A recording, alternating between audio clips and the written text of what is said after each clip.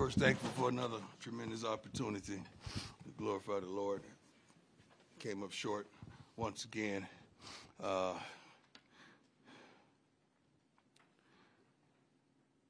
This is hard.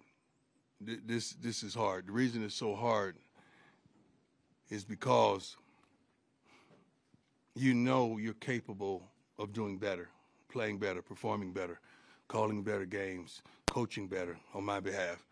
And you are coming up short when you have enough to get the job done. And it's painful. It hurts myself, the team, all the coaches, the fans, some of you as well that actually care. They played a valiant game. I love their coach. I love what he stands for. I love what he's about. I love the way he's resurrected that entire program. But our kids fought hard. They really did. And I love the fact that they didn't have any quit in them, that they rallied at the end and gave a heck of an effort. We just wish that we could do that in the midst of the game, the first, second, third, and fourth quarter with consistency. And we haven't found that level of consistency as of yet. And that's what's truly disheartening.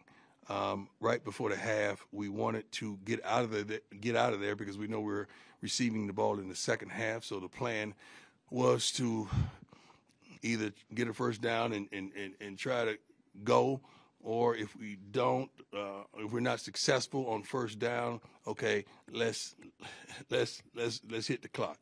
Let's hit the clock. We had a drop. I think we had maybe one or two drop passes on that series, which is very unfortunate. Then they get a tremendous return. They had 3 timeouts. We knew that going into it. They had a tremendous punt return, and they were able to punch it in, which is crazy.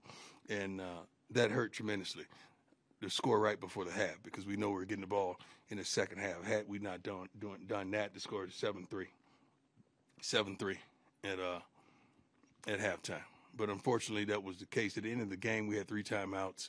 I was instructing one of the officials that she's done a wonderful job, and I'm not blaming her that we want timeouts at the end of the various plays, but they've got a first down. So when I made eye contact and I saw that, it was like we didn't have timeouts. I'm like, and I just saw that. Like it confused me. Like we didn't have any timeouts left. I'm pretty sure it's on camera, but it is what it is. It is what it is. I think we would have saved like 30 or 40 seconds at that. Let's go. Hi, Coach. Adam Wilson, Tiger, How you doing? 24/7 Sports. Doing okay.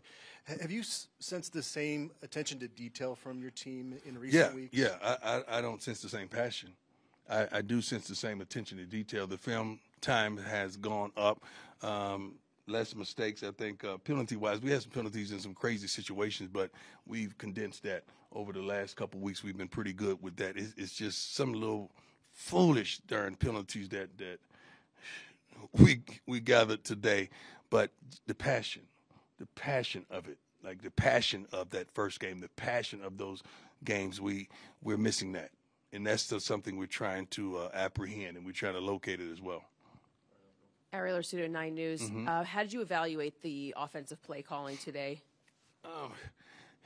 It has so much to do, and that's a great question, Ariel, but it's not just that. It's that and execution of the play that's called. It's that and timing of the play that's called. It's that and the thought process behind these things that's called. It's a lot goes behind that. You guys are just seeing what you see. You're missing a whole lot of intangibles that transpired for us to be in this situation right now.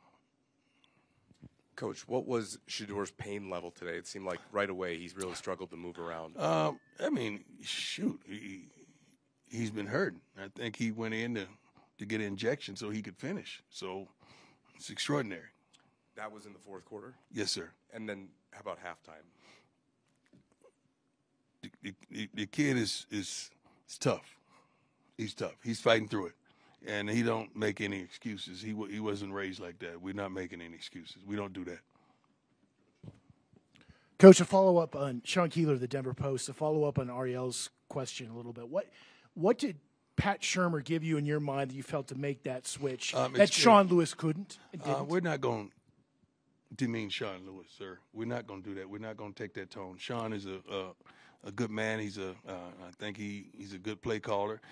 We just needed change at the time. We just needed to try something else at the time.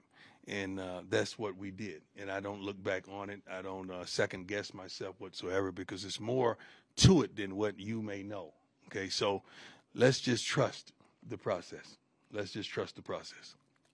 Sean is we're not going to demean any coach on his staff by any means. I don't get down like that. I don't move like that. Hey, Coach, Brian Howard from the Yes, sir. Camera.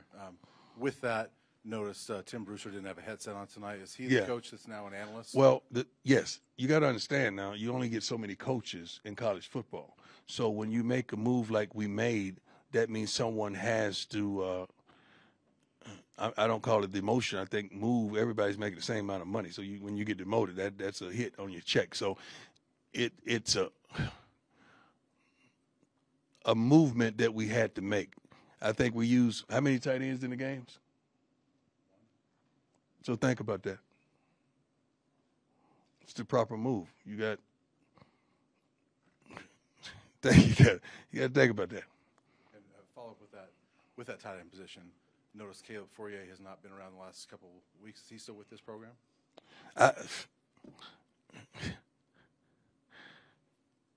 My focus is winning these games, man. It's not who shows up to practice and who doesn't. I mean, let's talk to Brew about that. Yeah. I do have one question formationally about the tight ends. It seems like third down, there were a lot of times tonight where it was kind of you were losing the numbers game at the line of scrimmage. Is the lack of having that type of personnel in the building hurting you guys? No, I mean it's scheming. You give them a look and you see what they're in, then you call it based on what they're in at sometimes, or you just go with it. Sometimes we don't have that particular guy that I'm not going to say that. We have some players that are pretty good at what they do.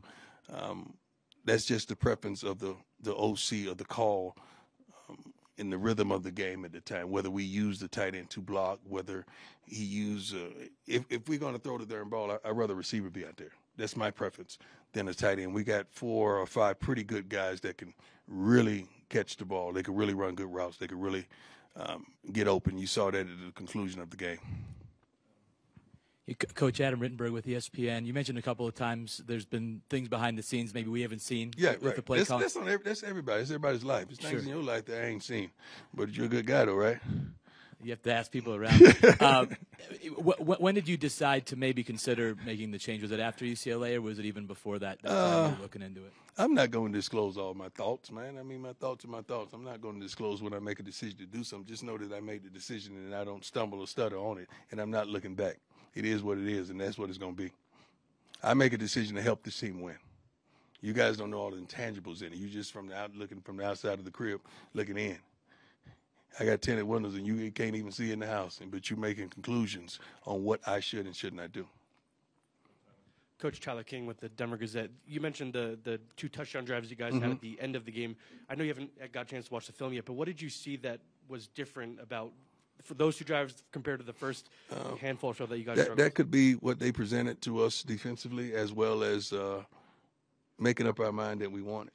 We got to make up our mind. We saw a wonderful story today about the last week. I think I showed them a couple of days ago about the cows and the buffaloes. When the storm comes, the cows run from the storms. Buffaloes run to it. And I wanted them to make a decision which one they wanted to be. So they chose to run towards the storm. And they did a wonderful job, and they finished strong, and I was proud of them. We saw Shedeur throw the ball deep a little bit more maybe than usual today.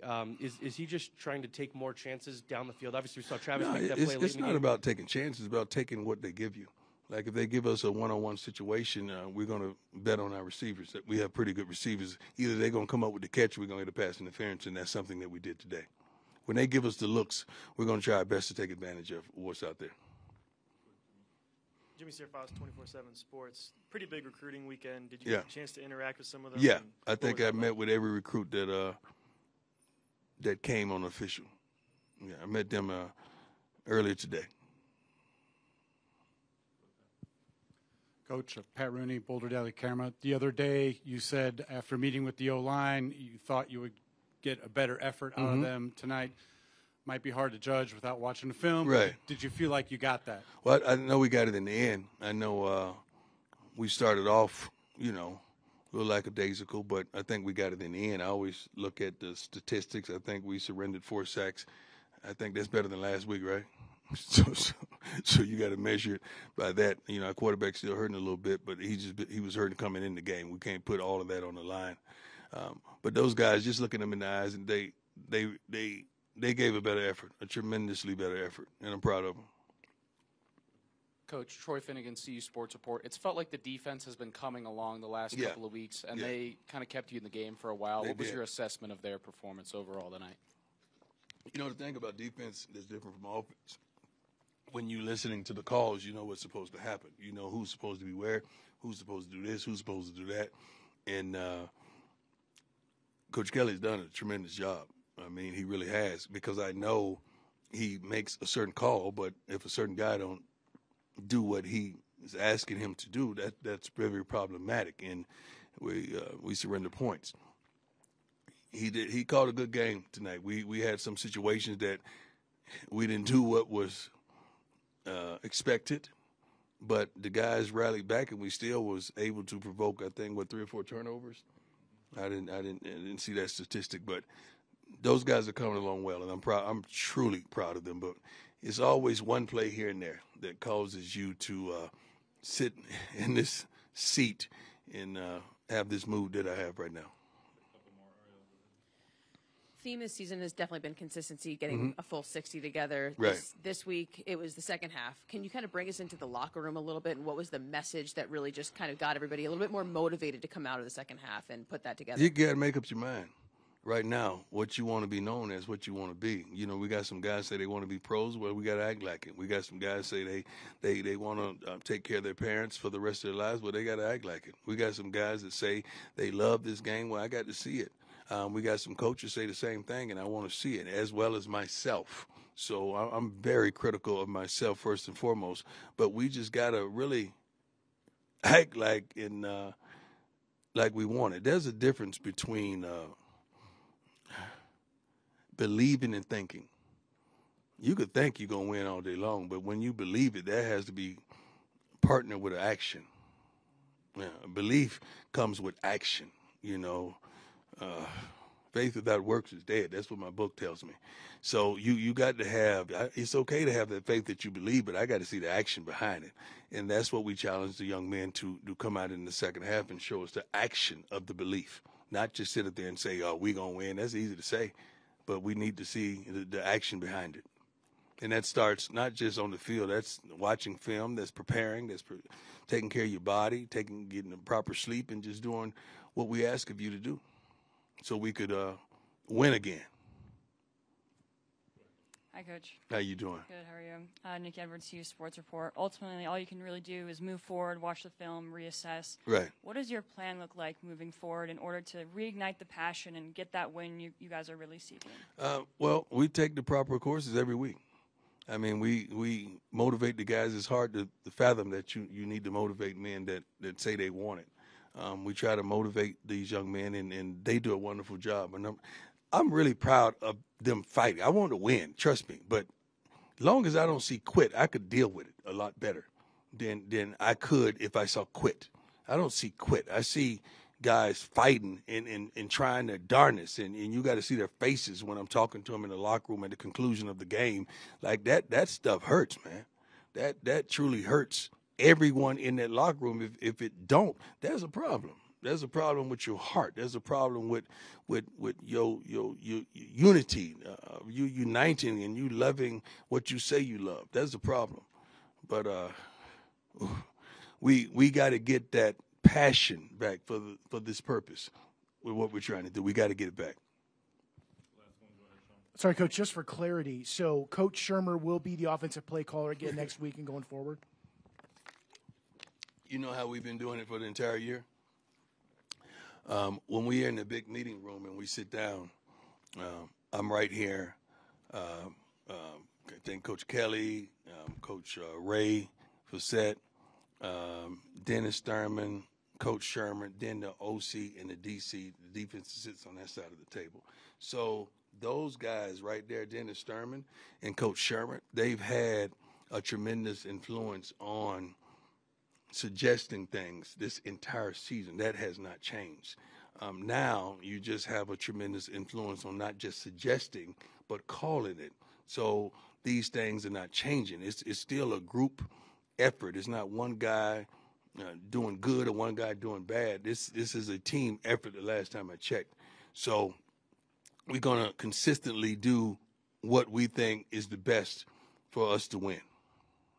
And I think both of those guys are really talented men, and both of them can contribute tremendously. You're looking at two different guys with two different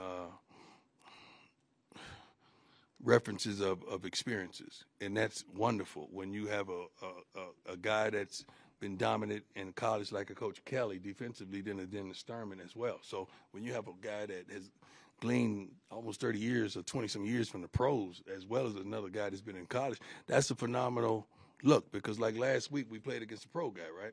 Defensive coordinator for UCLA. So you need that kind of unity, coaching-wise as well. Great question, though. Clarify, though, you're talking about David Kelly. I'm sorry. David Kelly. David Kelly's on my right. Charles Kelly's on my left. Defense sits on this side. Offense sits stand on that side. But David Kelly and Coach Ray, they play a vital role in what we do with this organization. Thank you, Coach. We good? Thank you.